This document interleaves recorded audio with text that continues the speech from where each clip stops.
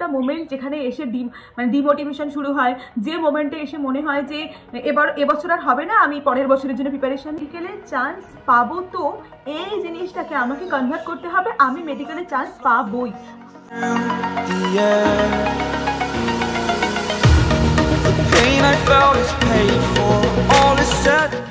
Hello everyone, so ঘড়ির কাঁটায় দিন গুনতে গুনতে একদম লাস্ট 2 থেকে 2.5 মাসে এসে আমরা দাঁড়িয়েছি। আর এই মোমেন্টে দাঁড়িয়ে তোমাদের জন্য আজকে এই স্ট্র্যাটেজি ভিডিওটা বানাতে গিয়ে অনেস্টলি সেইং আমার সবচেয়ে বেশি যেটা মনে পড়ছে সেটা হচ্ছে আমার যখন নিটের আর লাস্ট 2-2.5 মাস বাকি ছিল, আমার মধ্যে তখন কী পরিমাণ প্যানিক, কী পরিমাণ কী করব কি না করব এই ব্যাপারটা, বা যেটা করছি সেটা আদৌ ঠিক করছি কিনা, এই যে ব্যাপারটা কাজ করেছিল, এটা আমার মনে হয় মানে মানে ইম্পর্টেন্ট সময় তোমার নিট প্রিপারেশানে। আর এই সময় একটা প্রপার গাইডেন্স তোমাদের খুব বেশি দরকার। তো আমি যেহেতু বাড়ি এসেছি এবং অনেক দিনই হয়ে গেল ঘোরাঘুরি, এদিকে তার ব্লগও আসবে অবশ্যই, তো সেই সব করে আলটিমেটলি একটু ফ্রি হলাম। তখন ভাবলাম যে মানে আমি তোমাদের কথা কী করে ভুলে যেতে পারি, তো তোমাদের জন্য একটা ভিডিও থাকবে। এই ভিডিওটাতে আমি কমপ্লিট একটা আউটলাইন তোমাদের সাথে আজকে শেয়ার করব, এবং নেক্সট ভিডিও থেকে আমি আরও প্রপার মানে একদম শিডিউল বানিয়ে আমি এখানে তোমার স্ক্রিন শেয়ার করে প্রপার শিডিউল বানিয়ে তোমাদের সাথে সব কিছু শেয়ার করবো।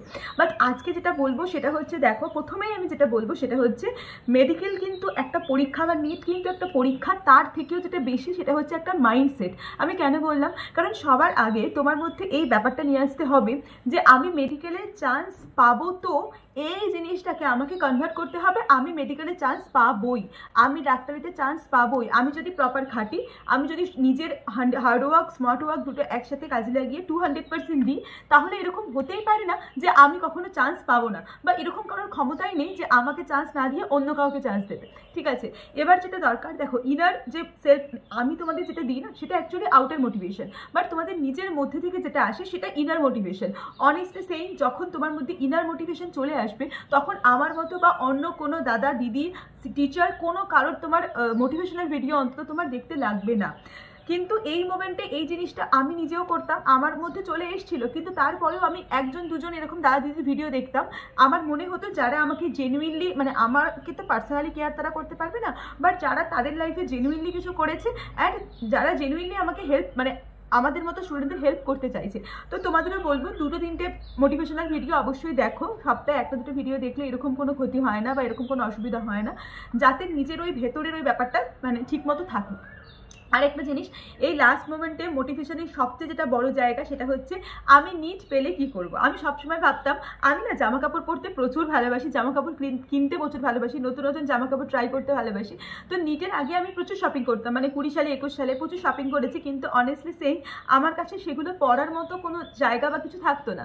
তখন আমি এটাকেই ভাবতাম যে আচ্ছা এই জামাগুলো আমি যেদিন নিট পাবো সেদিন পরবো, আমি যখন নিট পেয়ে মেডিকেল কলেজে যাবো তখন পরবো। অ্যান্ড অনেস্টলি সেই আমি আমার সেই ড্রিমটা অ্যাচিভ করতে পেরেছি, এবং তোমাদেরও বলবো তোমরাও চেষ্টা করো তোমাদের এমন কোনো একটা ড্রিম যেটা মানে নিট ছাড়া তোমাদের ড্রিম, সেটা তোমরা নিট পেলে অ্যাচিভ করবে। যেমন অঙ্কিতার কথা যদি আমি বলি, অঙ্কিতার ইচ্ছা ছিল যে আমি কলেজে গিয়ে গান করবো, আমি এত ভালো গিটার বাজাতে পারি যেটা আমার হয় না, বা আমি ক্রিকেট খেলতে পারি এত ভালো যেটা আমি নিটের প্রিপারেশনের সময় আমি হারিয়ে ফেলেছি, তো আমি কলেজে গিয়ে এগুলো করবো। তো ওগুলো ওর কাছে একটা প্যাসিভ মোটিভেশনের কাজ করতো। তো আমার মনে হয় তোমাদের প্রত্যেকের একটা এরকম থাকা উচিত।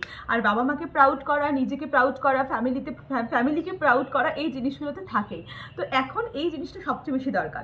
আর সেকেন্ড যেটা আমি বলবো সেটা হচ্ছে, দেখো যে কটা মাস আছে, ধরো আমি যদি 2 মাসই ধরি, আমি এটা মোটামুটি ফেব্রুয়ারি শেষের দিকে ধরছি, এই 10 দিন যদি আমি বাদও দিই, ঠিক আছে, তারপরে আমি ধরলাম তোমার এই যে লাস্ট মার্চ আছে, এপ্রিল আছে, মে মাসের 4 তারিখে তোমাদের পরীক্ষা ডেট অ্যানাউন্স হয়ে গেছে, সবাই জানো, আশা করি সেটা আমাকে আর বলতে হবে না। তো লাস্ট 2 মাসকে আমি বলবো প্রথমে ওটা 20 দিন, মানে একবার 20 দিনে ভাগ করো, তারপরে 15 দিনে ভাগ করো, তারপরে জিনিসটা 10 দিনে ভাগ করো। আমার মনে হয় এরকম সিকোয়েন্সটা থাকা উচিত। কারণ কি, ধরো প্রথমে 20 দিনে একবার সিলেবাসটা কমপ্লিট করবে, তারপরে 15 দিনে সেই সিলেবাসটাকে পুরোপুরি রিভিশন দেবে, অ্যান্ড তারপরে 10 দিনে পুরোপুরি জিনিসটাকে কভার করবে। আমার একটা বন্ধু ছিল যে অলরেডি এখন নর্থ বেঙ্গল মেডিকেল কলেজে আছে, তো ও আমাকে একটা কথা বলেছিল, এবং ওর এই কথাটা মানে আমি মানে অক্ষরে অক্ষরে পালন করেছিলাম। ও বলেছিল যে পরীক্ষার 10 দিন আগে তুই যদি পুরো জিনিসটা রিভাইজ করে না যাস, তাহলে মানে কোনোদিনই তোর পরীক্ষা বেস্ট হবে না, হয়তো ভালো হতে পারে বাট বেস্ট হবে না। মানে তুই যদি লাস্ট 10 দিন রিভিশন করে যাস, তাহলে তুই যে পরীক্ষাটা দিবি সেটা তোর বেস্ট এক্সাম। তো তোমাদের আমি সেটাকে বলবো, নিজের শিডিউলটাকে এইভাবে ভাগ করো যাতে করে কি লাস্ট 10 দিন তুমি যেন রিভিশনের জন্য পাও, ঠিক আছে। আর এই যে ফেব্রুয়ারি মাসের 8 থেকে 10 দিন পরে রইলো, আমি সবাইকে বলবো যার যেখানে বাকি বাকি, যার যতটুকু বাকি ততটুকু কিন্তু সবার আগে কভার করো। কারণ ওইটুকু যদি কভার না করো তাহলে কি যখন ফুল মক টেস্টে বসবে, যখন রিভিশন করা শুরু করবে, তখন কিন্তু খুব প্রবলেম হবে। আর একটা তিনটে সাবজেক্ট করে একটা রুটিন বানিয়ে নাও, যেটা তুমি মার্চের 1 তারিখ থেকে ফলো করবে। একটা আমি তোমাদের বানিয়ে দেবো, আমি যেটা বানিয়েছিলাম সেটা আমি তোমাদের সাথে শেয়ার করবো। তবে একটা জিনিস আমি বলে দিতে চাই যে যদি কিছু চ্যাপ্টার বাদ গিয়ে থাকে সেই চ্যাপ্টারগুলো তোমরা অন্য চ্যাপ্টার দিয়ে রিপ্লেস করে দাও, কারণ আমি এক্স্যাক্টলি আমার যে রুটিনটা ছিল সেটাই শেয়ার করবো। এখন অনেক চ্যাপ্টার বাদ গেছে, আমার সত্যি অত আইডিয়া নেই যে কোন চ্যাপ্টার বাদ গেছে বা কোন চ্যাপ্টার যায়নি, তো আমি আমারটা তোমাদের সাথে শেয়ার করবো, তোমরা ওটা নিজের ইচ্ছে মতো অবশ্যই মডিফাই করে নেবে, ঠিক আছে। নেক্সট যেটা বলার সেটা হচ্ছে যেটা বলছিলাম, তো ওই লাস্ট মোমেন্টে যদি রিভিশনটা না করো না তাহলে কিন্তু খুব মুশকিল, ওই লাস্ট 10 দিনে, ঠিক আছে। কিন্তু সেটার জন্য তোমাকে এই যে 20 দিন, তারপরে যে 15 দিন, তারপরে যে 10 দিন, এই রিভিশনটা কিন্তু খুব বেশি দরকার।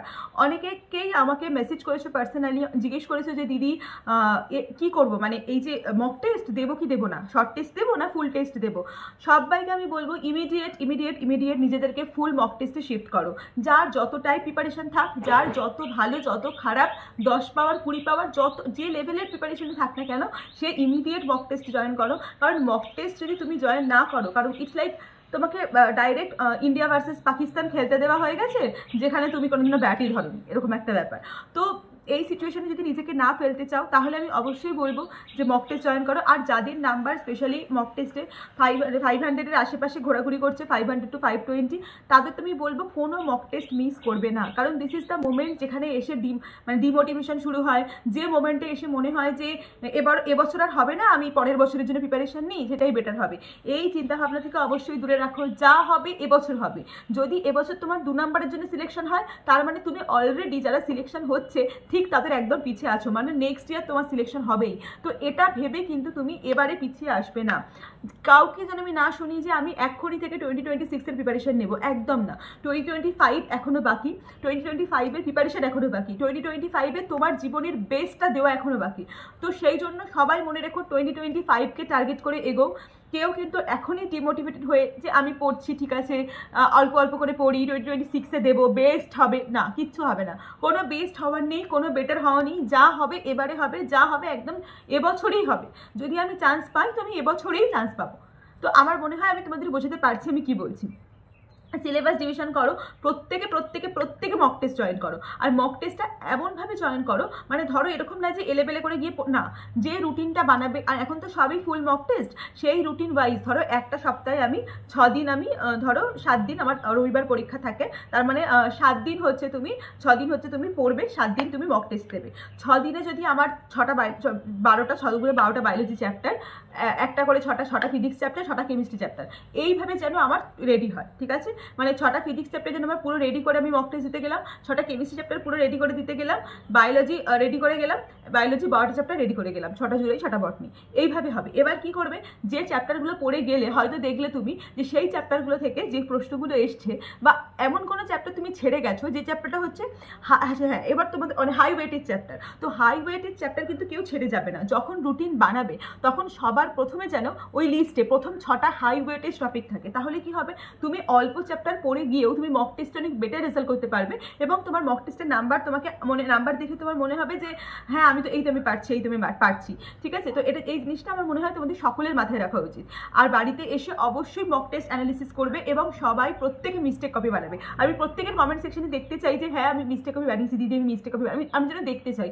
মিস্টেক কপি ছাড়া কিন্তু সিলেকশন পসিবল নয়, মক টেস্ট অ্যানালিসিস ছাড়া কিন্তু সিলেকশন পসিবল নয়।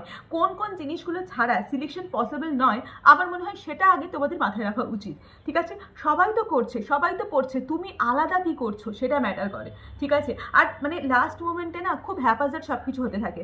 আমি যদি আমার কথাই বলি, আমার সবসময় মনে হতো যে আমি তো পড়ছি কিন্তু আমি সিলেকশন পাবো তো, মানে এটাই ঠিক রাস্তা তো, যারা চান্স পায় তারা এই রাস্তাতেই যায় তো।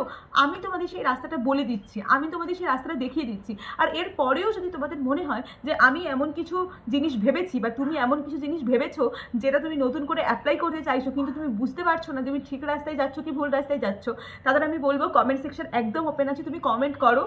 আমি পার্সোনালি সেই সমস্ত কোশ্চেনগুলো নিয়ে পারলে যদি পারি একটা ভিডিও বানিয়ে দেবো। যদি আনসার দেওয়া পসিবল হয় আমি কমেন্ট সেকশনেই তোমাকে আনসার দেবো, ঠিক আছে। কারণ এখন তো আমার পরীক্ষা হয়ে গেছে, আমি অনেকটাই ফ্রি আছি, তো আমি চেষ্টা করবো যতটা পারবো তোমাদের পার্সোনালি হেল্প করার, ঠিক আছে। তো আমি শুধু বলবো মাথা ঠান্ডা রাখো, নিজেকে কাম কুল রাখো। এই মোমেন্টে মানে আত্মবিশ্বাস হারিয়ে যাওয়া, এই মোমেন্টে নিজের মানে সবটুকু ভেঙে চুরমার হয়ে যাওয়া, সারা বছরের পরিশ্রমকে মনে হয় কিছুই তো পড়িনি, আমি কি পারবো আদৌ চান্স পেতে। তো এগুলো কিন্তু খুবই কমন। কিন্তু এই জিনিসগুলো থেকে না আমি বলবো নিজেদেরকে একটু দূরে রাখো, নেগেটিভ থট থেকে দূরে রাখো, পজিটিভ ভাবো যে হ্যাঁ আমি চান্স পাবো, আমি চান্স পাবোই, ব্যাস, দিস ইজ দ্য আলটিমেট, আমি চান্স পাবোই, কেউ আমাকে চান্স পাওয়া থেকে আটকাতে পারবে না। প্রতিদিন সকালবেলা ওঠো, আয়নার সামনে দাঁড়াও, একটা সুন্দর করে স্মাইল দাও অ্যান্ড বলো যে আমি ডাক্তার হবই অ্যান্ড আমি চান্স পাবো। এটা আমি রোজ করতাম, আই গেস তোমরাও করো, তোমরা অনেক হেল্প পাবে, ঠিক আছে।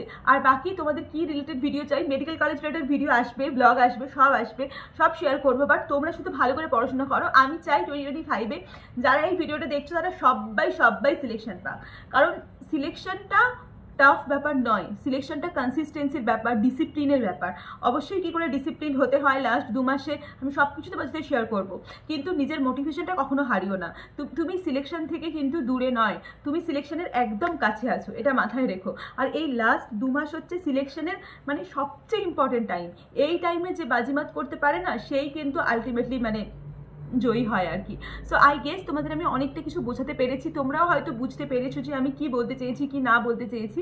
অ্যান্ড মানে তোমাদের পরীক্ষা আমার চিন্তা বেশি হচ্ছে, অন্য সময় হয়তো নিজের পড়াশোনা নিয়ে বিজি থাকি, এখন নিজের পড়াশোনা একটু কম আছে, তাই জন্য মানে বারবার করে মনে হচ্ছে যে বাড়িতে আছি, এই ঘরে পড়াশোনা করতাম, এখানে মায়ের কাছে বারবার করে গিয়ে গল্প করতাম বসে, মা কি হবে, মা চান্স পাবো তো।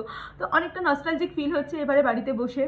তো তাই ভাবলাম তোমার সাথে এই ভিডিওটি শেয়ার করি, যদি একটু হেল্প হয়ে থাকে তাহলে অবশ্যই আমাকে কমেন্ট করে জানিও যে দিদি একটু হেল্প হয়েছে আমার এই তোমার ভিডিওটা দেখে। আর আমার তো সবচেয়ে বড় গিফট হবে যখন আমি রেজাল্টের দিন বা ইউনিট এক্সাম দিয়ে এসে আমি দেখতে পাবো যে হ্যাঁ তোমরা মানে চান্স পাচ্ছ বা তোমরা অনেক নাম্বার পাচ্ছ, 650, 600, 650, 620, 30, 40 এরকম নম্বর পাচ্ছ। So I will be very proud that day. So that's it.